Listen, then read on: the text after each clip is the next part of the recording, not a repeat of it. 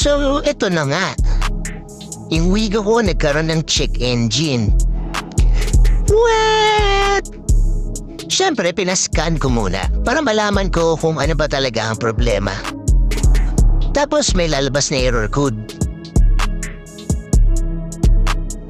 Sa kotse ko, ang problema daw ay injector 2 at injector 3. Buti na lang may tropang marunong.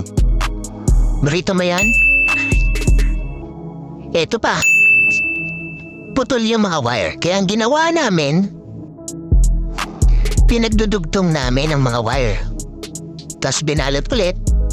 Tas kinabit. Siyempre nag-test drive na din. After ng test drive, nag-scan ulit. Tapos wala ng check engine.